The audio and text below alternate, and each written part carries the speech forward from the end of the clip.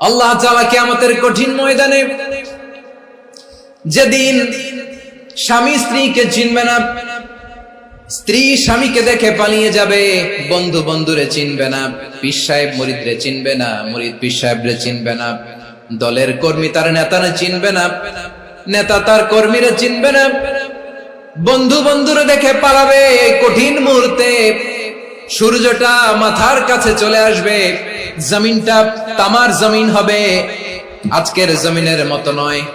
মানুষ ঘর্মাক্ত, ক্লান্ত, শ্রান্ত মাথার মগজগুলো কানের ছিদ্র আর নাকের ছিদ্র দিয়ে বেয়ে বেয়ে পড়বে। বিশ্বনবী ফরমান, কিয়ামতের ওই কঠিন ময়দানে 7 শ্রেণীর ব্যক্তিকে রব্বুল আলামিন তার আরশের নিচে ছায়া দিবেন। তার মধ্যে প্রথম শ্রেণীর ব্যক্তি হলো ইমামুন আদিল, যে ইনসাফের সাথে বিচার করে, যে জাস্টিস সমাজে সার্ভ করে, যে সুশাসন নিশ্চিত করে, ওই ইমামুন আদিল। আদিল শব্দটা বুঝছেন না? ইন্নাল্লাহা ইয়া'মুরু বিল আদল, পাইছেন? আদিল। 7 শ্রেণীর ব্যক্তিকে আল্লাহ তাআলা সুশীতল আরশের নিচে ছায়া দিবেন, যেদিন তার দেয়া ছায়া ছাড়া কোনো ছায়া থাকবে না। এর প্রথম হচ্ছে ইমামুন আদিল, ন্যায়পরায়ণ শাসক। চিল্লায় বলেন সুবহানাল্লাহ।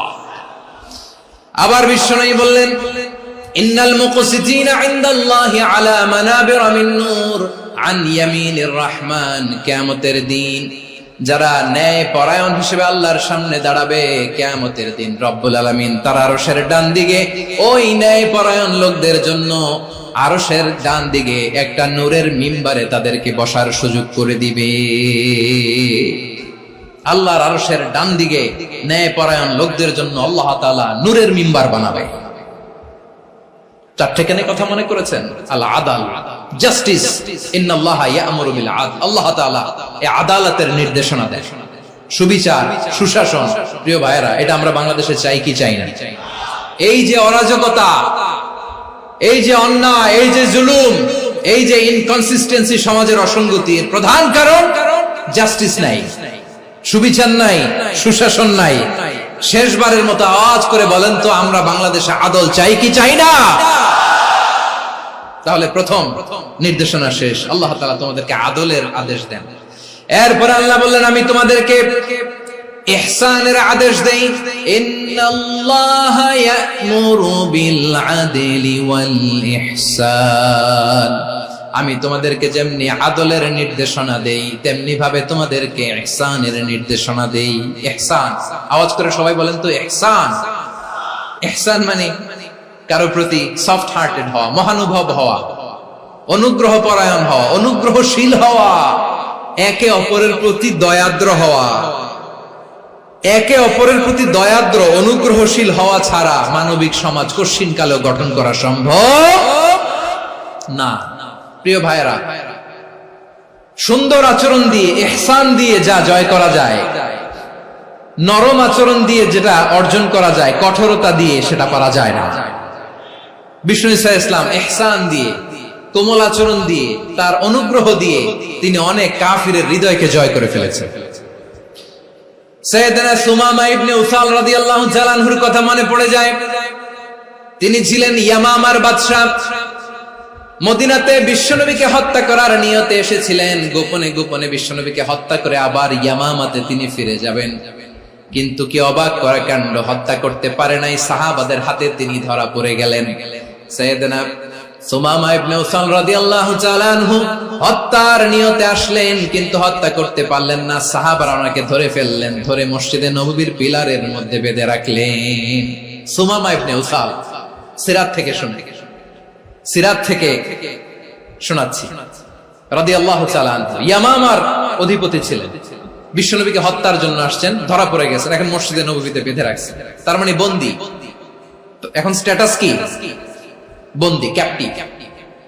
তো বিষ্ণু ঈসা ইসলাম সাহাবাদেরকে বললেন, তার খোঁজ খবর নিও, সুমামা ইবনে উসালের খোঁজ খবর নিও।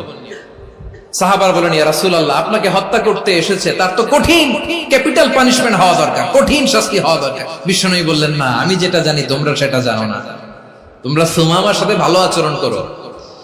বিশ্বনবী সুমামার কাছে গেলেন। প্রথম দিন যে তিনি কালেমার দাওয়াত দিলেন, ইমানের দাওয়াত দিলেন, ইসলামের দাওয়াত দিলেন, রিসালাতের দাওয়াত দিলেন, আখিরাতের দাওয়াত দিলেন। পরের দিন যে বিশ্বনবী সালাতের দাওয়াত দিলেন, যাকাতের দাওয়াত দিলেন, ইসলাম কি, কিভাবে, কেমন করে পালন করতে হয় চমৎকার আর্টিকুলেট করতে শুরু করলেন। তন্ময় হয়ে সুমামা ইবনে উসাল রাদিয়াল্লাহু তাআলা আনহু বিশ্বনবীর কথাগুলো শুনতে আরম্ভ করলো। একদিন নয়, 2 দিন নয়, টানা 3 দিন বিশ্বনবী সুমামার কাছে ইসলামকে প্রেজেন্ট করেছেন, উপস্থাপন করেছেন। আওয়াজ করে বলেন, কয় দিন? 3 দিন। 3 দিন মসজিদে নববীতে বাধা। আর সাহাবীদেরকে বললেন, তার খোঁজ খবর নিও, তোমরা যে রুটি বানাও এর মধ্যে সবচেয়ে ভালো আটার রুটিটা তারে দিও, সবচেয়ে রিফাইন্ড খেজুর, যেটা পিওর খেজুর, এটা তারে দিও। আর বিশ্বনবী নিজের উট থেকে দুধ দহন করে ওনার বাড়ির এক কর্মচারীকে বলেছেন, দুধ দহন করে সুমামার জন্য নিয়ে যেও। সুবহানাল্লাহ পড়বেন না? সবাই তো অবাক, ইয়ামামা থেকে আসছে নবীকে হত্যা করতে, বিশ্বনবী দেখে তারে জামাই আদর করে। 1 দিন নয়, 2 দিন নয়, টানা 3 দিন বিশ্বনবী এভাবে সুমামার কাছে যে ইসলামকে প্রেজেন্ট করতে আরম্ভ করলেন, ইসলামকে উপস্থাপন করতে শুরু করলেন।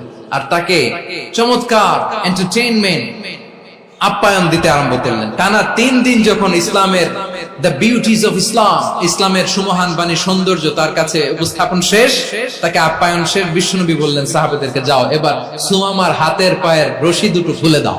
সাহাবারা তর্ক জুড়ে দিলেন, লা ইয়া রাসূলুল্লাহ, এমনটা করবেন না তো, ভয়ঙ্কর ভয়ঙ্কর খুনি, কি জানি কি হয়ে যায়। বিশ্বনবী বললেন, না, তার হাতে পায়ের রশিগুলো খুলে দাও। সাহাবারা বিশ্বনবীর কথা মতো তার হাতে পায়ের রশিগুলো খুলে দিল। সুমামা মুহূর্তের মধ্যে মসজিদে নববী থেকে বের হয়, ইয়ামামায় ফিরে না যে মসজিদে নববীর পাশে একটা খেজুর বাগান ছিল, সেখানে চলে গেলেন। সেখানে একটা ছোট্ট কুয়া ছিল, কুয়ার পানি দিয়ে তিনি গোসল করলেন। সুবহানাল্লাহ পড়েন। কুয়ার পানি দিয়ে গোসল করে মসজিদে নববীর সামনে এসে বিশ্বনবী এবং সাহাবাদের সামনে দাঁড়িয়ে সাব্বাবা উঁচু করে বললেন, আশহাদু আল্লা ইলাহা ইল্লাল্লাহ ওয়া আশহাদু আন্না মুহাম্মাদান আবদুহু ওয়া রাসূলুহু। আমি সাক্ষ্য দিচ্ছি আল্লাহ ছাড়া কোনো ইলাহ নাই, আর মুহাম্মদ আল্লাহ তাআলার প্রেরিত বান্দা এবং রাসূল। প্রিয় ভাইরা, ইহসান দিয়ে যা জয় করা যায়, কঠোরতা দিয়ে সেটা কঠিনকালেও জয় করা যায় না। আওয়াজ করে বলেন, ঠিক কি না?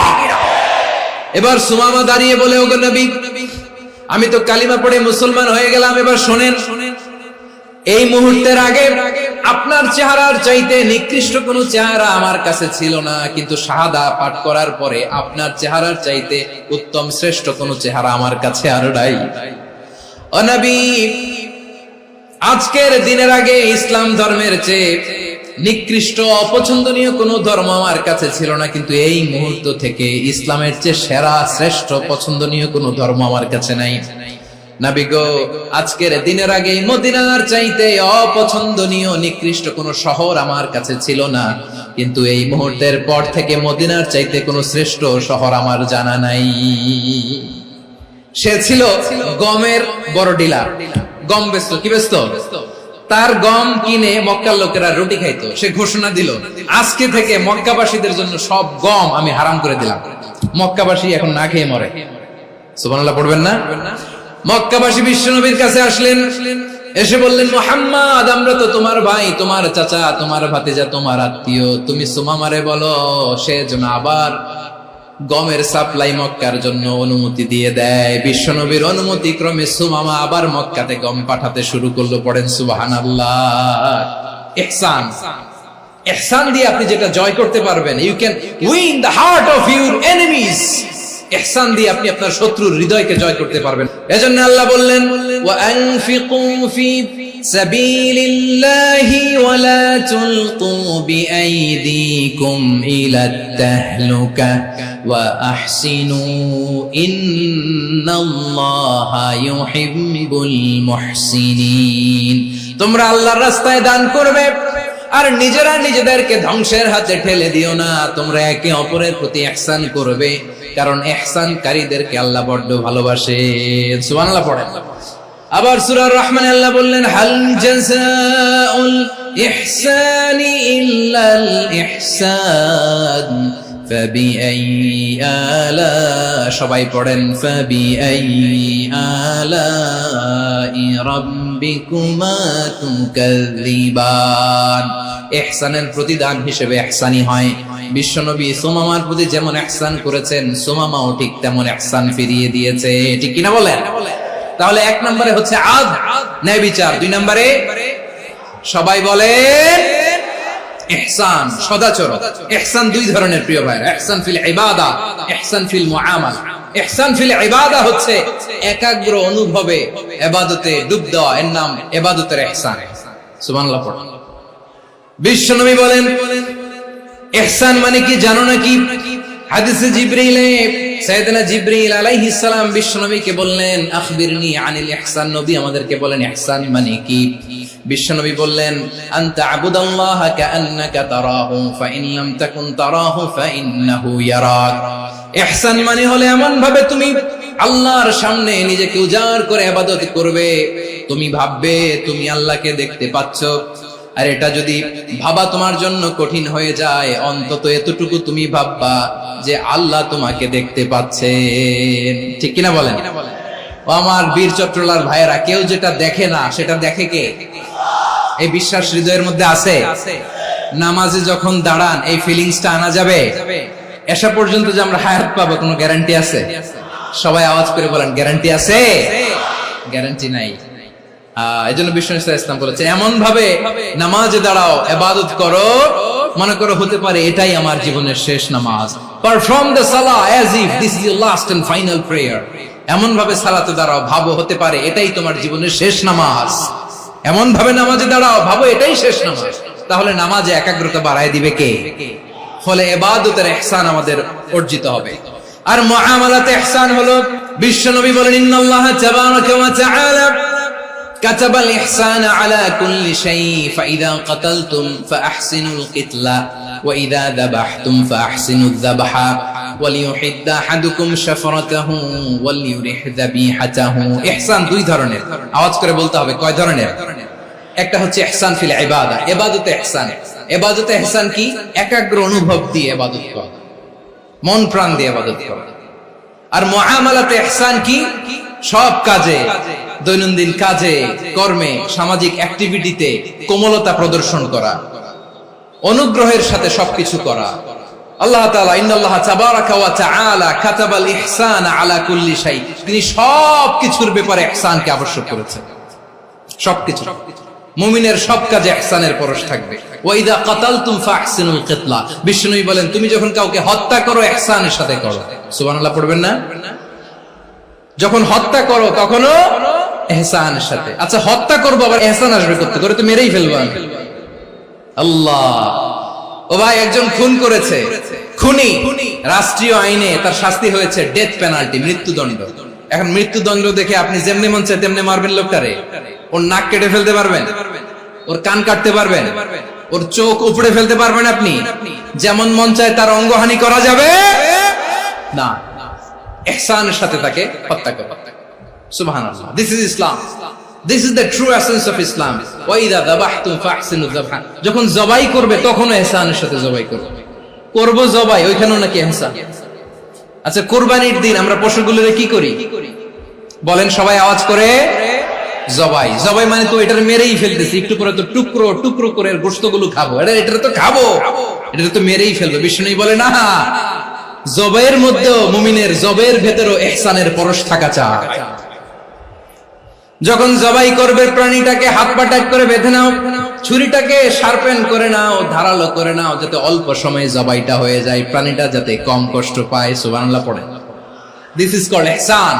আল্লাহ তাআলা যেমনি আদলের আদেশ করেছেন, ন্যায় বিচার, জাস্টিস এনশিওর করতে বলেছেন, সমাজে ইহসানের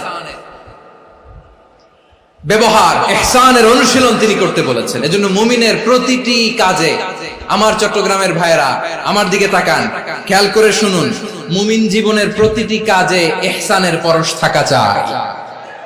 আমরা যেন আমাদের পরিবারের প্রতি ইহসান করি, আমরা যেন আমাদের কর্মচারীদের প্রতি ইহসান করি, আমরা যেন আমাদের কলিগদের প্রতি ইহসান করি, আমরা যেন আমাদের ভাইদের প্রতি ইহসান করি। মুমিন জীবনের প্রতি কাজে ইহসানের পরশ থাকার দরকার আছে না নাই? কথা বুঝতে পেরেছেন? তাহলে আল্লাহ তাআলার তিনটা আদেশ ছিল, কয়টা গেল? প্রথমে কি ছিল?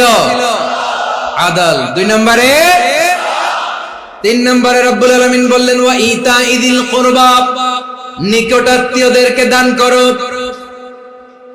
নিকট আত্মীয়দেরকে দাও, যারা তোমাদের ব্লাড কানেকশনের আত্মীয় তাদেরকে তোমরা দাও। এখানে জেনারেলি বললেন দাও, কি দিব সেটা তিনি এখানে বলেন নাই, সেটা তিনি সূরাতুল ইসরার মধ্যে বলেছেন। আল্লাহ বলেন ওয়া আতিযাল কুরবা হাক্কা, নিকট আত্মীয়দেরকে তাদের অধিকার, তাদের প্রাপ্য তোমরা বুঝিয়ে দাও। দেখেন, একটা শান্তির সমাজ, একটা সমৃদ্ধ সমাজ, একটা মানবিক সমাজ গঠনের জন্য আল্লাহ তাআলা বেশি না, মাত্র 3টা অর্ডার, 3টা ভার্ডিক্ট তিনি জারি করেছেন। 1 নাম্বার সুশাসন, ন্যায় বিচার। 2 নাম্বার ইহসান। 3 নাম্বার নিকটাত্মীয়, যারা কাছের, তোমার ভেরি ক্লোজ রিলেশনশিপে আছে, তাদেরকে দাও। দাও, দিলে বাড়িয়ে দেয় কে? অনেকে দিতে চায় না, কৃপণতা করে। দিলে বাড়ায় দেয় কে? ও মিয়া, মদিনার মধ্যে সবচাইতে গরিব সাহাবী ছিল বেলাল রাদিয়াল্লাহু তাআলা আনহু। ওনার এন্টায়ার অ্যাসেট, সম্পদের পরিমাণ কতদূর জানেন? একটা লুঙ্গি। বেলাল রাদিয়াল্লাহু তাআলা আনহু, ওনার টোটাল ওয়েলথের এস্টিমেশন হচ্ছে মাত্র একটা লুঙ্গি। একটা লুঙ্গি, টোটাল ওয়েলথ এস্টিমেশন, টোটাল সম্পদের পরিমাণ বেলাল রাদিয়াল্লাহু তাআলা আনহুর কি ছিল? ওই বেলাল রাদিয়াল্লাহু তাআলা আনহুকে বিষ্ণু ইসলাম বলেছেন আনফিক ইয়া বেলাল, ও বেলাল তুমিও দাও।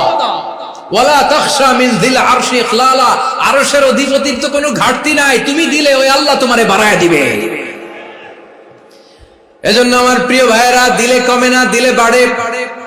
অনেকে ধরে রাখে, নতুন কিছু নিতে পারে না, হাত দিয়ে যেটা ধরে রেখেছেন এটা দিয়ে দেন, বড় একটা ধরার সুযোগ পাবেন। জোরে বলেন ঠিক কিনা? রব্বুল আলামিন বললেন 3 নাম্বার আদেশ হলো তোমাদের প্রতি সমাজটারে কেমন করে মানবিক সমাজ, সুন্দর সমাজ গড়বা। 3 নাম্বার আদেশ হলো ওয়া আতিদাল কুরবা হাক্কা, নিকটাত্মীয়দেরকে তাদের প্রাপ্য বুঝিয়ে দাও। এই নিকটাত্মীয়দেরকে তাদের অধিকার বুঝিয়ে দেওয়া, প্রাপ্য বুঝিয়ে দেওয়াতে আমাদের গাফলতি আছে না নাই? অনেকে দেখবেন অনেক আল্লাহওয়ালা, তাহাজ্জুদ গুজার, সেজদা দিতে দিতে কপালে কালো দাগ ফেলে দিছে, সে তার বোনের হকটা আদায় করে নাই, আছে না নাই? অনেক বড় হাজী সাহেব, বিশাল লম্বা দাড়ি, ছেলেরে সব দিয়ে দিছে, মেয়েরে কিছু দেয় নাই, মেয়ের হক আদায় করে নাই, আছে না নাই? এই হাজী সাহেবেরা, এই আল্লাহওয়ালারা কিয়ামতের ময়দানে আটকে যাবে। আপনি অন্যের অধিকার নষ্ট করেছেন, তাদের রাইটস কে ভায়োলেট করেছেন। এজন্য আল্লাহ তাআলা বলেন, কারো অধিকার যদি কেউ নষ্ট করে, ওই সমাজটা মানবিক সমাজ কঠিন কালেও হতে পারে না। এজন্য 3 নম্বর আল্লাহ বললেন ওয়া ইতাইদিল কুরবা, নিকটাত্মীয়দেরকে দাও। কি দিবা? তাদের অধিকার দিয়ে দাও।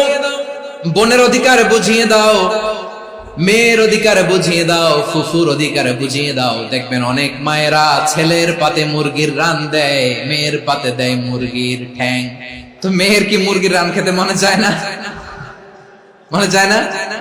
এমনটা করা যাবে না। নিকটাত্মীয়দেরকে অধিকার দিয়ে দাও, নিকটাত্মীয়ের সাথে সুসম্পর্ক রাখো। আদেশটা কার? এজন্য প্রিয় ভাইয়েরা, জীবনে যদি বারাকা অর্জন করতে চান, নিকটাত্মীয়দের সাথে সুসম্পর্ক রাখতে হবে, তাদের জন্য উপহার পাঠাতে হবে। বিশ্বনবী বলেন লা ইয়াদখুলুল জান্নাতা কাতে, যে ব্যক্তি আত্মীয়তার সম্পর্ককে ছিন্ন করে দেয়, সে কঠিন কালেও আল্লাহর জান্নাতে ঢুকবে না। আপনি কি এটারে সহজ হাদিস মনে করছেন? এটা সহজ কথা। আপনি ভাবছেন আপনার নামাজ আপনারে বাঁচাতে পারবে, আপনার রোজা বাঁচাতে পারবে, আপনার তাহাজ্জুদ আপনারে বাঁচাতে পারবে? অধিকার নষ্ট করলে কিছুই আপনারে বাঁচাতে পারবে না। এজন্য নিকট আত্মীয়দেরকে দিতে হবে বেশি বেশি। বিশ্বনবী বলেন ইন্না সাদাকাতা আলাল মিসকিনি সাদাকা ওয়া আলা যির রাহিমি ইসনাতান সাদাকাতুন ওয়া সালা। মিসকিনরে দান করলে শুধু দানের সওয়াব হয়, নিকট আত্মীয়কে দান করলে 2টার সওয়াব হয়, সাদাকার সওয়াব হয়, আবার আত্মীয়তার বন্ধন অটুট রাখার সওয়াব হয়ে যায়। আবার বিশ্বনবী বললেন মান সাররাহু আইয়ুবসাতা লাহু ফি রিজকিহি ওয়া ইনসালাহু ফি আসারিহি ফালইয়াসিল রাহিমা। যে ব্যক্তি তার রিজিকের প্রশস্ততা চায় আর হায়াতে বরকত চায়, সে যেন তার আত্মীয়ের সাথে সুসম্পর্ক রাখে। আমার প্রিয় চট্টলার ভাইয়েরা, আমাদের রিজিক বাড়ুক, এটা আমরা চাই কি চাই না? সবাই চান? হ্যাঁ, আমাদের রিজিকে প্রশস্ততা আসুক, চাই কি চাই না? আমাদের হায়াতে বরকত আসুক, আমরা চাই কি চাই না? এই দুইটা যদি চান তাহলে নিকটাত্মীয়দের সাথে সুসম্পর্ক রাখবেন। পারবেন? তাহলে সমাজটারে মানবিক সমাজ বানায় দিবে কে? তিনটা আদেশ চলে গেল। 1 নম্বরে কি ছিল? 2 নম্বরে, 3 নম্বরে নিকটাত্মীয়দেরকে দান। আল্লাহ তাআলা তিনটা জিনিসের যেমনি আদেশ করেছেন, অনুরূপ ভাবে তিনটা বিষয় তিনি বারণ করেছেন, নিষেধ করেছেন, ওগুলোর কাছেও যাওয়া যাবে। রাব্বুল আলামিন বলেন, ওয়ায়ানহা আনিল ফাহশাই ওয়াল মুনকারি ওয়াল বাগি। আমি যেমনি তিনটি বিষয়ে আদেশ করলাম, অনুরূপ ভাবে তিনটি বিষয়ে বারণ করলাম, নিষেধ করলাম। আমার 1 নাম্বার নিষেধাজ্ঞা হলো অশ্লীলতার প্রতি।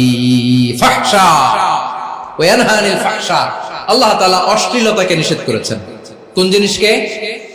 সবাই বলুন, কোন জিনিসকে? যত ধরনের, যত টাইপের, যত ক্যাটাগরির অশ্লীলতা হতে পারে সব অশ্লীলতাকে হারাম করেছেন কে? ফাহশা মানে কি? কথায়, কাজে, আচরণে, কমেন্ট, ফেসবুকের কমেন্টসে যত ধরনের নোংরামো আছে, যত ধরনের অশ্লীলতা আছে, এটাকে আরবিতে বলে ফাহশা। রাব্বুল আলামিন বলেন, কুল ইন্নামা حرم ربي الفواحش ما ظهر منها وما بطن। ও নবী, আপনি বলে দেন, আমার রব প্রকাশ্য, অপ্রকাশ্য, স্পষ্ট কিংবা অস্পষ্ট, দৃশ্যমান কিংবা অদৃশ্যমান সব অশ্লীলতাকে হারাম করেছেন। সব ধরনের অশ্লীলতা হারাম। আল্লাহ তাআলা আমাদেরকে অশ্লীলতা থেকে বাঁচায়। এবার বলেন, আমাদের সমাজে অশ্লীলতা আছে না নাই? অশ্লীলতা নানা ভাবে, নানা নামে, নানা মোড়কে আমাদের সমাজে আছে না নাই? সংস্কৃতির নামে, ফ্যাশনের নামে, বিনোদনের নামে, উপন্যাসের নামে, কনসার্টের নামে অশ্লীলতা আছে না নাই? আপনি দেখেছেন কনসার্টগুলোর অবস্থা? আমাদের তরুণ তরুণীরা, আমাদের যুবক যুবতীরা, আমাদের জেনজিরা, কি অবস্থা ওইখানে? কনসার্টের নামে অশ্লীলতা আছে না নাই? ছেলে মেয়ে একে অপরকে জড়ায় ধরতেছে, একে অপরকে চুমু খাচ্ছে, প্রকাশ্যে, দিবালোকে, গণমানুষের সামনে। আল্লাহ তাআলা এই অশ্লীলতা থেকে আমাদেরকে বেঁচে থাকতে বলেছেন। রূপালী জগতের নামে অশ্লীলতা আছে না নাই? এই টার্মটা আপনারা জানেন না? রূপালী জগৎ কি জগৎ? আসলে কি রূপালী জগৎ না অন্ধকার জগৎ? আমার বোনেরা, আপনাদেরকে যে কি বলে তারা বুঝায়, রূপালী জগৎ শুনেই আপনি ভরকে যাবেন না। রূপালী জগতে যে নারী যত বেশি উলঙ্গ, সে নাকি তত বেশি সাহসী। জানেন? বলে এটা একটা সাহসী নারী, খুব সাহসী পদক্ষেপ তার। যত বেশি শরীর থেকে কাপড় নামাতে পারবে, যত বেশি বস্ত্রহীন হয়ে নিজেকে প্রেজেন্ট করতে পারবে, সে নাকি তত বেশি সাহসী। আমার চট্টলার ভাইয়েরা, শয়তানের প্রথমে এজেন্ডা ছিল বনি আদমকে বস্ত্রহীন করা। সে আদম এবং হাওয়া আলাইহিস সালামকে নিষিদ্ধ গাছের ফল খাইয়ে তাদেরকে বস্ত্রহীন করেছে। এই জামিনেও সে আমাদেরকে বস্ত্রহীন করতে চাইবে। এই রূপালী জগতের নামে তারা এটা করে। আমার প্রিয় বোনেরা, আপনি জানেন না আপনার দাম কত? ওরা আপনাদেরকে বিজ্ঞাপনের সস্তা পণ্য বানাতে চায়। ওরা আপনাদেরকে ওদের ভোগের লিপসার টুলস বানাতে চায়। ওরা আপনাদেরকে দিয়ে ওদের খায়েশ পূরণ করতে চায়। এটা আপনাদের জন্য মোটেও ডিগনিটি নয়, এটা আপনাদের জন্য সম্মান নয়। আপনার সম্মান শালীনতায়, আপনার সম্মান হেজাবে, আপনার সম্মান ভদ্রতায়, আপনার সম্মান আপনার ডিসেন্ট পোশাকে। পোশাক বলে দেয় এই নারীটা ভদ্র না অভদ্র। পোশাক বলে দেয় এই মেয়েটা কোন ঘরের মেয়ে। আপনি জানেন না, আপনারা সস্তা পণ্য বানায়, ভোগের পণ্য, বিলবোর্ডে আপনাকে উলঙ্গ করে উপস্থাপন করে। এই অশ্লীলতার সাথে ইসলামের কোন সম্পর্ক। এজন্য আল্লাহ বলেন, আমি অশ্লীলতাকে হারাম করেছি। অশ্লীলতাকে হারাম করার প্রথম কারণ হলো এর মাধ্যমে মানবতাকে অপমানিত করা হয়। কারণ মানুষের সম্মান মানুষের পোশাকে। মানুষ যখন পোশাকহীন হয়ে যায়, বস্ত্রহীন হয়ে যায়, তার সম্মান কমে যায়, ঠিক কিনা? অশ্লীলতাকে হারাম করার প্রথম কারণ হচ্ছে মানুষ মানুষকে অপমান করে। একটা নারী, সে তো সম্মানিত, নারী যে কত সম্মানিত নারীর এটা বুঝেই নেই। বিশ্বনবী বলেন আর দুনিয়া কুল্লুহা মাতা ওয়া খায়রু মাতা'আদ দুনিয়া আল মারাতুস সালিহা। আমার বোনেরা, 5টা প্যান্ডেলে আপনারা এলইডিতে আমার আলোচনা শুনছেন, আমি জানি। আপনাদের এই গর্ভ যে কত দামি আপনি জানেন না। আপনার পেট থেকেই আসবে আগামী দিনের সালাহুদ্দিন আল আইয়ুবী, আপনার পেট থেকেই আসবে অনাগত দিনের ইমাম মাহদী আল মুনতাযর, আপনার পেট থেকেই আসবে অনাগত দিনের ফয়সাল, ওয়াসিম, মুগ্ধ, আবু সাইদের মতো বীর যোদ্ধা। আমার প্রিয় বোনেরা, আমার প্রিয় বোনেরা, বিশ্বনবীর কথার ওজন খেয়াল করেন। আর দুনিয়া কুল্লুহা মাতা ওয়া খায়রু মাতা'আদ দুনিয়া আল মারাতুস সালিহা। দুনিয়ার সবকিছুই অ্যাসেট, এর মধ্যে সবচেয়ে দামি অ্যাসেট নেককার নারী। আপনার গর্ভ যে কত দামি আপনি জানেন না। নিজের সময়টাকে কাজে লাগান, কোরআন পড়েন, সুন্নাহ পড়েন। আপনার অনেক দায়িত্ব ঘরে। You are the MD of your family. একটা family it's a very big institution. পরিবার একটা অনেক বড় প্রতিষ্ঠান। And you are the MD of your institution. আপনি এই পরিবারের MD, managing director of your family. এখানে আপনার কত দায়িত্ব। আপনি ছেলে মেয়েদেরকে তারবিয়া করবেন, আপনি আপনার স্বামীর জন্য ঘরটারে জান্নাতের নীর বানাবেন, আপনার জন্য জান্নাতের ডুপ্লেক্স বাড়ি ওইখানে তৈরি করে রাখবে কে? আপনি যে কত দামি আপনি জানেন না। নারীদেরকে আল্লাহ বানিয়েছেন উচ্চতর করে, নিম্নতর নয়।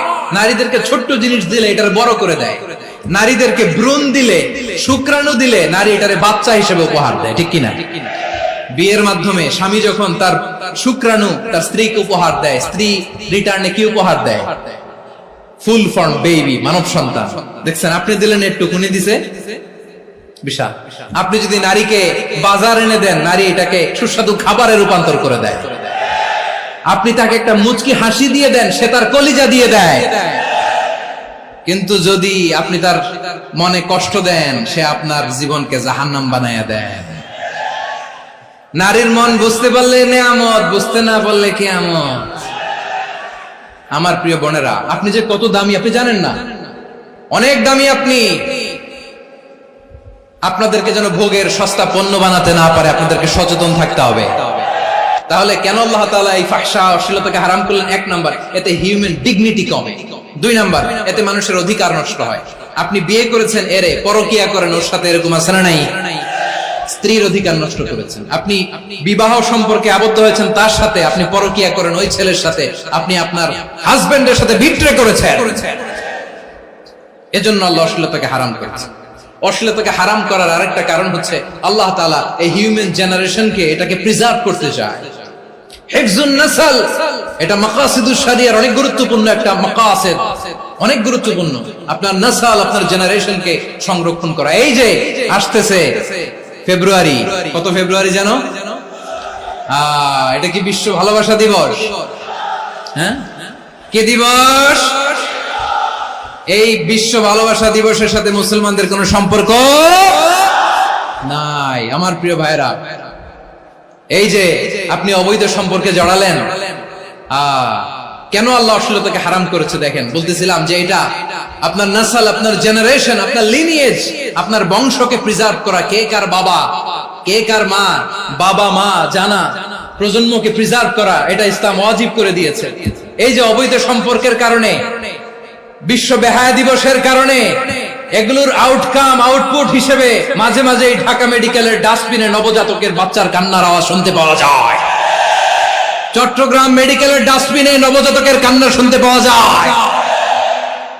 বীর চট্টলার মুসলমানেরা বুঝতে পারলে আওয়াজ করে বলেন, এই যে চট্টগ্রাম মেডিকেলে যে নবজাতকটা পাওয়া গেল, ওর বাবাকে আমাকে বলেন, ওর মাকে, ও কোন ফ্যামিলির সন্তান কেউ জানে? আপনি হিউম্যান ডিগনিটিকে অপমান করেছেন না? আপনি তার ভবিষ্যৎকে অন্ধকার করেছেন না? আপনি তার লিনিয়েজকে প্রশ্নবিদ্ধ করে দিয়েছেন না? এই জন্য আল্লাহ তাআলা অশ্লীলতাকে আমাদের জন্য হারাম করে দিয়েছেন। পড়েন সুবহানাল্লাহ। এই জন্য রব্বুল আলামিন বলেন, কুল ইন্নামা حرم ربي الفواحش ما ظهر منها وما بطن। প্রকাশ্য সব অশ্লীলতাকে হারাম ঘোষণা করে দিয়েছে কে? আবার দুনিয়ার বুকে যারা অশ্লীলতার প্রসার করে তাদের জন্য শাস্তি মজুদ রেখেছে কে? রব্বুল আলামিন বলেন, ইন্নাল্লাযীনা ইউহিব্বুনা আন তাশিআল ফাহিশাতু ফিল্লাযীনা আমানু লাহুম আযাবুন আলীমুন ফিদ দুনিয়া ওয়াল আখিরাতি ওয়াল্লাহু ইয়ালামু ওয়া আনতুম লা তা'লামুন। নিশ্চয়ই যারা বিশ্বাসীদের মাঝে অশ্লীলতার প্রচার প্রসার করতে চায় তাদের জন্য আমি মর্মন্তুদ শাস্তি প্রস্তুত করে রেখেছি, দুনিয়াতেও রেখেছি, আখিরাতেও রেখেছি। ঘোষণাটা কার? যারা এই নাটকের নামে, সিনেমার নামে, রূপালী জগতের নামে, মুভির নামে, ওটিটি প্ল্যাটফর্মের নামে আমার সমাজে অশ্লীলতা ছড়াতে চায় তাদের জন্য কঠিন মর্মন্তুদ শাস্তি মজুদ রেখে দিয়েছে কে? ও আমার বোনেরা, এখনো আপনি জাগবেন না? এখনো আপনার চিন্তার দুয়ারে এখনো নাড়া পড়ে নাই? ওরা আপনাকে উলঙ্গ বানাতে চায়, ওরা আপনাকে আইটেম গার্ল বানাতে চায়। এজন্য ইসলাম অশ্লীলতাকে হারাম করেছে। হারাম। ইসলাম বলেছে যোজন যোজন দূরে থাকো, ওরা বলে না কাছে আসো, কাছে আসার গল্প, ক্লোজ আপ ওয়ান, কাছে আসার গল্প আছে না নাই? তাহলে অশ্লীলতার সাথে আমাদের কোনো সম্পর্ক? সবাই বলতে পারেননি, আওয়াজ করে বলুন, অশ্লীলতার সাথে আমাদের কোনো সম্পর্ক? আমরা এই সমস্ত ক্লোজ আপ ওয়ান, কাছে আসার গল্পের প্রোগ্রামে যাব? আমরা কোন ধরনের অশ্লীল কন্টেন্ট সোশ্যাল মিডিয়ায়, টিভিতে দেখব? কি যুগ যে আমরা কাটাচ্ছি আপনি কল্পনা করতে পারবেন না। পর্ন ইন্ডাস্ট্রি, নারী পুরুষের বস্ত্রহীন যুগল দৃশ্য, এটাকে দিয়ে ওরা কোটি ডলারের ইন্ডাস্ট্রি বানিয়েছে। পুরো মানব ইতিহাসে এরকম জঘন্য সময় মানব ইতিহাস পার করে না। পর্ন এটা ইন্ডাস্ট্রি হয়ে গেছে। আমাদের এই যুবকগুলো, জেনজি গুলো, ওদের চরিত্র বাঁচাবে কি করে? কেমন করে হেফাজত করবে ওদের এই মূল্যবান চরিত্র? আমার প্রিয় ভাইরা, এই অশ্লীলতার দ্য লেটেস্ট ভার্সন হচ্ছে LGBTQ, শরীফ থেকে শরীফা। শুনছেন আপনারা? দেখতে পুরুষ, আসলেই পুরুষ, সুস্থ একজন পুরুষ, 4 সন্তানের বাবা, বলে আমি মনে মনে নারী। দেখতে নারী, সুস্থ নারী, আসলেই সে দিব্যি একজন নারী, বলে আমি মনে মনে পুরুষ। সবচেয়ে ভয়ঙ্কর অশ্লীলতার সবচাইতে লেটেস্ট ভার্সন হচ্ছে এই ট্রান্সজেন্ডারিজম। সুস্থ পুরুষ তার বায়োলজিক্যাল গ্রোথকে হরমোন দিয়ে স্টপ করে দিয়ে সে সার্জারি করে নারী হতে চায়, সুস্থ নারী পুরুষ হতে চায়। পুরুষ পুরুষের প্রতি সেক্সুয়ালি আকর্ষণ বোধ করে, এটা লূত আলাইহিস সালামের কওমের মধ্যে ছিল। এটাকেও আল্লাহ কোরআনে ফাহিশা বলেছেন।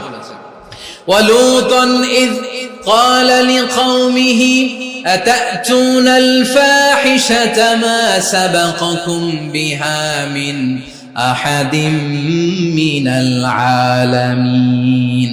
লূত আলাইহিস সালাম বললেন, তোমরা কি এমন এক অশ্লীল কার্যক্রমে ডুব দিলে নাকি যেটা গোটা বিশ্বের কেউ কখনো করে নাই, তোমরাই প্রথম করেছো? পড়েন নাউযু বিল্লাহ। এই পশ্চিমের এই রোগ আমার দেশে যেন আসতে না পারে, আমাদের সজাগ থাকতে হবে। প্রিয় ভাইরা, চিল্লায় বলেন ঠিক কিনা? পশ্চিমের অবস্থা ভয়ঙ্কর। পাশ্চাত্যে, আমি যুক্তরাষ্ট্রে ছিলাম অনেকদিন, কয়েক মাস, বিভিন্ন স্টেটে ঘুরেছি। গার্ডিয়ানরা উদ্বিগ্ন, ছেলে মেয়েদেরকে, ছোট্ট ছেলে মেয়ে, ওদেরকে জিজ্ঞেস করে, তুমি how do you feel right now inside yourself? তুমি ভিতরে ভিতরে কেমন ফিল করো? তোমার কি ছেলে ছেলে লাগে না মেয়ে মেয়ে লাগে? আচ্ছা বলেন, এই ছোট্ট বাচ্চাটা ওকে এগুলো জেন্ডার অ্যাসাইনমেন্ট বলতে এগুলো কিছু বুঝে? এইভাবে মিসগাইড করা হচ্ছে। কৌতূহল বশত ছোট্ট ছেলে যদি বলে আমার তো মেয়ে মেয়ে লাগে, তখন বলে যে না তুমি মেয়ে, ছেলে না। মা বাবা বাধা দিলে ওকে আলাদা গভর্নমেন্ট হাউসে নিয়ে যায়। ভয়ঙ্করতম অবস্থা।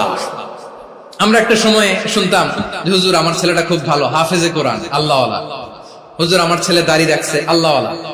হুজুর আমার ছেলে 5 ওয়াক্ত সালাত জামাতের সাথে পড়ে, তার মানে আল্লাহওয়ালা। পশ্চিমে যে আমি কি শুনছি জানেন? ওরা বলে হুজুর আমার ছেলেটা ইউনিভার্সিটির একটা মেয়ের সাথে প্রেম করে, ও খুব আল্লাহওয়ালা, হুজুর দোয়া করবেন। এর কারণ ওদের কাছে আল্লাহ আল্লাহর ক্রাইটেরিয়া হচ্ছে হুজুর আমার ছেলেটা আরেক ছেলের পছন্দ করে নাই, আমার মেয়েটা আরেক মেয়েকে ভালোবাসে নাই, এজন্য আমার ছেলেটা আল্লাহ আল্লাহ হুজুর ওর জন্য একটু দোয়া করে দিয়ে।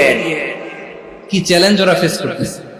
ওনার ছেলে যে আরেক ছেলেরে বিয়ে করবে না, এটাতেই উনি খুশি যে আলহামদুলিল্লাহ আমার ছেলেটা একটা মেয়েরে ভালোবাসে, আমার মেয়েটা একটা ছেলেরে ভালোবাসে, মানে এটা খুব আল্লাহ আল্লাহ। নাউজুবিল্লাহ পড়তে পারলেন না? এজন্য অশ্লীলতার সাথে আমাদের কোন সম্পর্ক। রাব্বুল আলামিন বলেন ওয়ায়ানহা আনিল ফাহশাই ওয়াল মুনকারি ওয়াল বাগি, তিনটা জিনিসকে আমি নিষিদ্ধ করলাম। এক নাম্বার হলো ফাহশা, অশ্লীলতা। দুই নম্বরে হলো মুনকার, সমস্ত মন্দ কাজ। মুনকার মানে হচ্ছে যত মন্দ কাজ, খারাপ কাজ, বাজে কাজ, এটার বলে মুনকার। এটার কি বলে? আপনারা পড়ছেন না তা'মুরুনা বিল মা'রুফি ওয়া তানহাউনা আনিল মুনকার, সৎ কাজের আদেশ, অসৎ কাজের নিষেধ। মুনকার, মুনকার হচ্ছে মানুষের স্বাভাবিক বিবেকবোধ যেটাকে খারাপ বলে, ওইটাই মুনকার। পৃথিবীর সব আসমানি গ্রন্থ যেটাকে খারাপ বলেছে, মানুষের স্বাভাবিক বিবেকবোধ যেটাকে খারাপ বলেছে, এগুলো সব মুনকার। যেমন ইফতিজিং, এটা কি ভালো না খারাপ? মজুদদারি, খাদ্যে ভেজাল দেওয়া, ওজনে কম দেওয়া, মাছে ফরমালিন মিশানো, চাঁদাবাজি, টেন্ডারবাজি, দখলবাজি, এগুলো আমাদের স্বাভাবিক বিবেকেই বলে এগুলো খারাপ, এগুলো হচ্ছে মুনকার। আল্লাহ তাআলা এই মুনকার থেকে আমাদেরকে বেঁচে থাকতে বলেন, আর শয়তান এই মুনকারের প্রতি আমাদেরকে উদ্বুদ্ধ করে। আল্লাহ তাআলা বললেন ইয়া আইয়ুহাল্লাযীনা আমানু লা তাত্তাবিউ খুতুওয়াতিশ শাইতান ওয়া মান ইয়াত্তাবি' খুতুওয়াতিশ শাইতানি ফাইন্নাহু ইয়া'মুরু বিল ফাহশাই ওয়াল মুনকার। আল্লাহ বললেন আমার গোলামেরা শোনো শোনো, ও আমার বিশ্বাসী বান্দারা খবরদার, তোমরা কশিনকালেও শয়তানের পদাঙ্ক অনুসরণ করবে না, কারণ শয়তান তোমাদেরকে অশ্লীলতা এবং মন্দ কাজের দিকে উদ্বুদ্ধ করে। আমাদের কাজ হচ্ছে শয়তান আমাদেরকে যেদিকে নিতে চায় আমরা তার উল্টা দিকে যাব। শয়তান এই মন্দ কাজকে আমাদের কাছে বিউটিফাই করে, চাকচিক্যময় করে আমাদের সামনে উপস্থাপন করে। এজন্য আল্লাহ বলেন মুনকারকে থামাতে হবে, মুনকার প্রতিরোধ করতে হবে। মুনকার প্রতিরোধের দায়িত্ব শুধু আমাদের নাকি? শুধু আপনার খতিব সাহেবের, ইমাম সাহেবের, নাকি মুসলিম উম্মার সবার? আওয়াজ করে বলুন, মুনকার অসৎ কাজ প্রতিরোধের দায়িত্ব কার? রাব্বুল আলামিন বলেন কুনতুম খায়রা উম্মাতিন উখরিজাত লিন-নাসি তা'মুরুনা বিল মা'রুফি ওয়া তানহাউনা আনিল মুনকার। তোমাদেরকে শ্রেষ্ঠ জাতি করে জমিনের মধ্যে আবির্ভূত করা হয়েছে, যাতে করে তোমরা জমিনের ভেতরে সৎ কাজের আদেশ করতে পারো আর অসৎ কাজের নিষেধ করতে পারো। উম্মাহ কুনতুম খায়রা, তাহলে গোটা উম্মার দায়িত্ব, এটা বুঝতে পারছেন তো? আচ্ছা, আর নিচে আসেন। এরপরে আল্লাহ বললেন শুধু উম্মাহ না, এই জমিনের রাজত্ব আমি যাদের হাতে দেই, এই জমিনের মালিক আমি যাদেরকে বানিয়ে দেই, যাদেরকে আমি সরকারের দায়িত্ব দেই, তাদেরকেও মুনকার প্রতিরোধের দায়িত্ব দিয়েছে কে? আল্লাহ বলেন যারা ক্ষমতার মসনদে বসেছে তাদেরকে 4 দফা কর্মসূচি আমি আল্লাহ দিলাম। আওয়াজ করে বলেন কয় দফা? আল্লাহ বলেন আল্লাযীনা ইম্মাক্কান্নাহুম ফিল আরদি আকামুস সালাতা ওয়া আতাউজ যাকাতা ওয়া আমারু বিল মা'রুফি ওয়া নাহাউ আনিল মুনকার ওয়ালিল্লাহি আকিবাতুল উমুর। যারা এই জমিনের উত্তরাধিকার হয়েছে তারা 4 দফা কর্মসূচি নিয়ে সামনে আগাবা। সালাত কায়েম করবা, যাকাত আদায় করবা, সৎ কাজের আদেশ দিবা, অসৎ কাজ থেকে মুনকার প্রতিরোধ করবা। আদেশটা কার? আমার প্রিয় চট্টলার ভাইরা, পুরো উম্মার দায়িত্ব মুনকার প্রতিরোধ করা, সরকার প্রধানের দায়িত্ব মুনকার প্রতিরোধ করা। এরপর আল্লাহ বলেন প্রতিটা ফ্যামিলির যিনি প্রধান সিইও বাবা, প্রত্যেক বাবারও দায়িত্ব এই মুনকার প্রতিরোধ করা। আওয়াজ করে বলেন ঠিক কি না?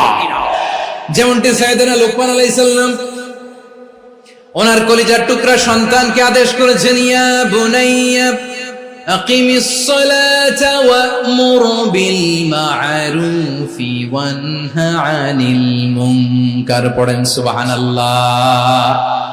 বাবা ছেলেকে সবক দিচ্ছে।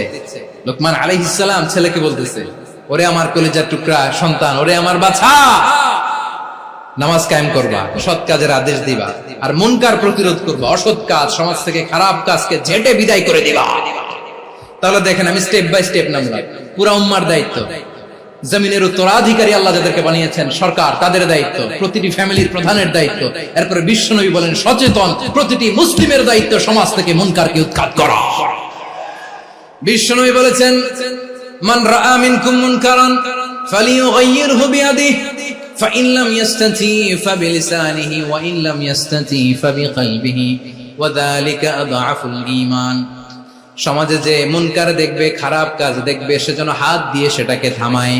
আমার প্রিয় ভাইরা, না থামালে আমরাই ডুববো শেষমেশ। আমাদের বাঁচার জন্য হলেও থামাইতে হবে। রব্বুল আলামিন বলেন, ওয়াত্তাকু ফিতনাতাল লা তুসিবান্নাল্লাযীনা যালামু মিনকুম খাসসা।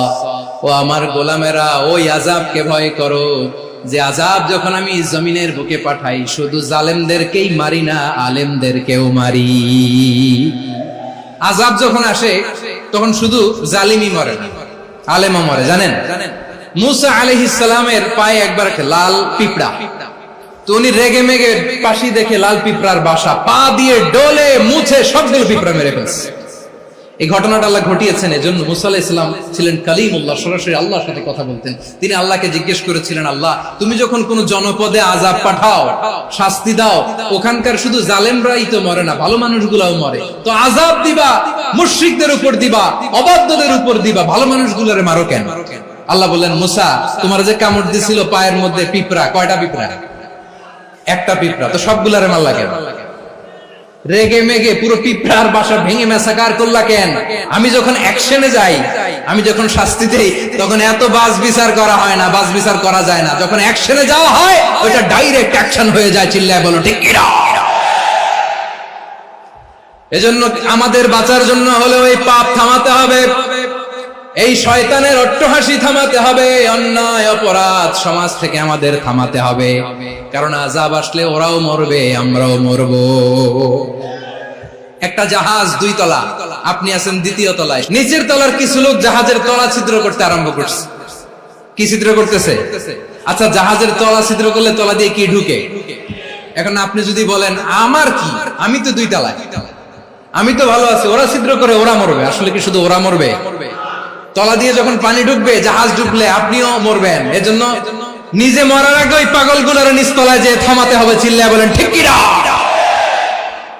এজন্য আল্লাহ বললেন, মুনকার প্রতিরোধের দায়িত্ব সমাজের টপ টু বটম সবার।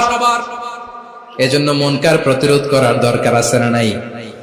সমাজে এই যে ইফটিজিং হয়, আপনার বোনের বয়সী একটা মেয়েকে কিছু বখাটে টিটকারি করে, এই বলে সেই বলে, নোংরা কথা বলে, রাস্তায় দেখেও আপনি পাশ দিয়ে না দেখার মতো চলে যান কেন?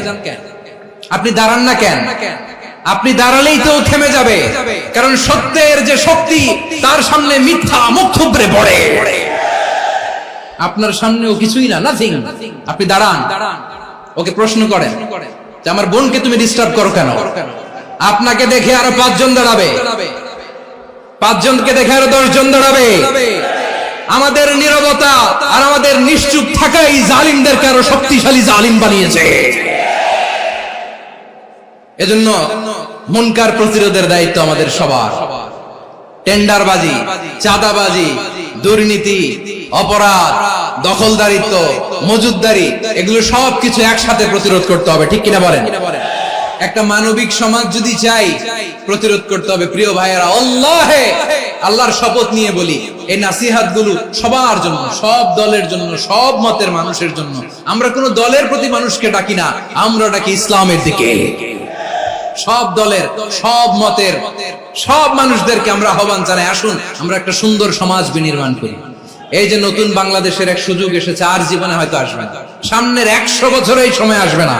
আসুন দেশটাকে আমরা সাজাই, আসুন আমরা দুর্নীতি বন্ধ করি, আসুন আমরা চাঁদাবাজি বন্ধ করি, আসুন আমরা দখলদারিত্ব বন্ধ করি, আসুন আমরা এক দল আরেক দলকে নিশ্চিহ্ন করার যে রাজনীতি, এটা বন্ধ করি। সব দলের প্রতি আমার আহ্বান, আমরা চাঁদাবাজ মুক্ত বাংলাদেশ চাই, জুলুম মুক্ত বাংলাদেশ চাই, ফ্যাসিজম মুক্ত বাংলাদেশ চাই, গুণ খুন খারাপি মুক্ত বাংলাদেশ চাই, আমরা নতুন ভোরের বাংলাদেশ চাই। ওই বাংলাদেশ পাওয়ার জন্য মুনকার প্রতিরোধে, অন্যায় প্রতিরোধে যদি বাঘের বাচ্চার মতো, আবু সাইদের মতো দুই হাত উঁচু করে বুককে টান টান করে প্রসারিত করে দাঁড়াতে হয়, রাজি আছো মুসলমান? রাব্বুল আলামিন বলেন, ওয়ায়ানহা আনিল ফাহশাই ওয়াল মুনকারি ওয়াল বাগি ইয়াইযুকুম লাআল্লাকুম তাযাক্কারুন। আল্লাহ বললেন, আমি অশ্লীলতাকে নিষেধ করি, আমি সব ধরনের মন্দ কাজকে নিষিদ্ধ করি, সব শেষে আমি সীমা লঙ্ঘনকে তোমাদের জন্য নিষিদ্ধ করি। নিষিদ্ধ করেছেন কয়টা জিনিস? 1 নম্বরে অশ্লীলতা, 2 নম্বরে মুনকার তথা সব মন্দ কাজ, 3 নম্বরে আল বাগি সীমা লঙ্ঘন, ক্রসিং দ্য লিমিট। সীমা লঙ্ঘন করা ভালো না। We all should know our limits. চিল্লায় বলেন ঠিক কিনা? একই আয়াতে আল্লাহ বললেন, কুল ইন্নামা হাররামা রাব্বিয়াল ফাওয়াহিশা মা যাহারা মিনহা ওয়া মা বাতানা ওয়াল ইসমা ওয়াল বাগিয়া বিগাইরিল হক। অন্যায় ভাবে যে অবাধ্য হয়, যে সীমা লঙ্ঘন করে, তাদেরকেও আমি এটা হারাম করে দিলাম। সীমা লঙ্ঘন করা হারাম। আল্লাহ বারবার বারবার আমাদেরকে ওয়ার্নিং দেয়। যখন আমরা থামি না তখন আল্লাহ ধরে, আর যখন ধরে তখন ছাড়ে না। ধরে ধরে ধরে না, ধরলে আল্লাহ। ফেরাউনকে কিন্তু হুট করে ধরে নাই, আপনারা জানেন 9 বার ওয়ার্নিং দিয়েছে। ফেরাউনকে আল্লাহ তাআলা ওয়ার্নিং দিয়েছিল কয়বার? রাব্বুল আলামিন বলেন, ওয়ালাকাদ আতাইনা মূসা 9 আয়াতিন বাইয়িনাত। 9টা মুআজিজা দেখিয়েছি। 1 2 3 বারবার এইভাবে রিমাইন্ডার, ওইভাবে রিমাইন্ডার, এইভাবে নসিহত, ওইভাবে দাওয়া। ফাকুলা লাহু কাওলান লাইয়িনা, নরম করে বলো, সফট করে বলো, যত ওয়ে হতে পারে দাওয়া মেথডোলজি। মুসা আলাইহিস সালামের সব অ্যাপ্লাই শেষ। 10ম বারে যে আল্লাহ ধরছে, 10ম বারে যে ধরেছে। এজন্য আল্লাহ বলেন, আমি সীমা লঙ্ঘনকে পছন্দ করি না। কোরআনের অন্য আয়াতে বাগীকে বলা হয়েছে আল ইতিদা। সীমা লঙ্ঘন যারা করে তাদেরকে আল্লাহ বলেছেন মুতাদিন।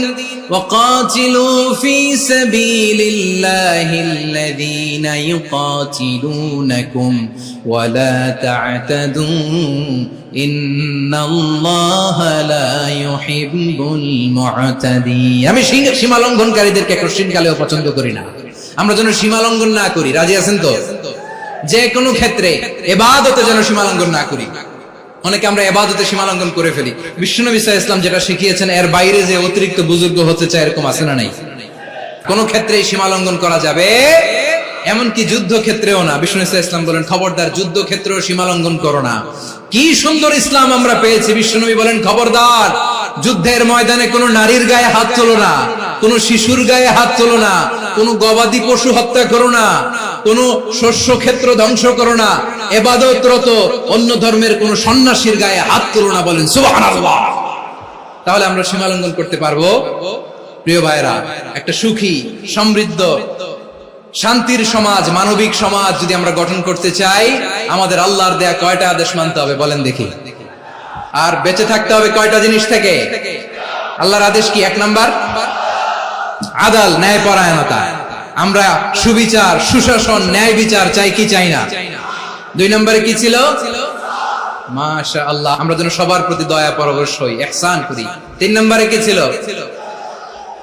নিকটাত্মীয়দের দান করা, তাদের অধিকার প্রাপ্য বুঝিয়ে দেওয়া। পাশাপাশি 3টা জিনিস থেকে আল্লাহ বারণ করেছেন, নিষেধ করেছেন। তার প্রথমটা ফাহশা, অশ্লীলতা। অশ্লীলতার সাথে আমাদের কোনো সম্পর্ক। 2 নম্বর নিষেধাজ্ঞা কি ছিল? আল মুনকার, সমাজের যত মন্দ কাজ এগুলোকে আমরা প্রতিরোধ করব। রাজি আছেন তো সবাই?